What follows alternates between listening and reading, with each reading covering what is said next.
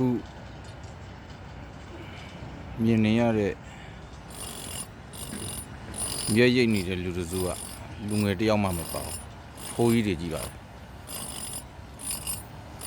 မြန်မာပြည်လို့ဆိုဒီတိုင်းပြစ်ထားမဲ့နေရာတွေဒီမှာတော့ဘယ်အဖွဲ့အစည်းအမှမသိတနေ့ယူနီဖောင်းတစ်မျိုးနဲ့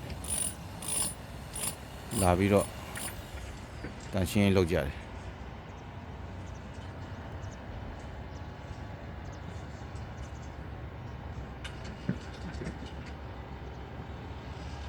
ဒါတော့ကာကြီးသားကျွန်တော်နဲ့အတူလှုပ်တဲ့ကိုရီးယားသားပေါ့ကျွန်တော်ဘာလုပ်လဲမမေးနဲ့ပြောမပြဘူးအဲ့ဒါပဲ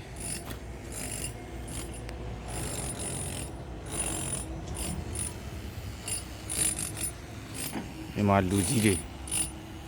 နေရာဖယ်ပေးသိမ့်ပြီဒီမှာသူကြားရတဲ့နေရာကိုတာဝန်ထမ်းဆောင်နေကြတယ်ကိုရီးယားနိုင်ငံတူရရတဲ့အကြောင်းရင်းက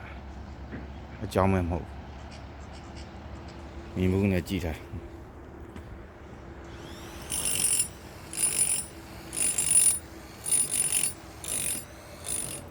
ဒါအကင်းပဲအကင်းလေးပဲဒါတရားဟိုမှာလည်းတရားဒါရထားလမ်းပေါ့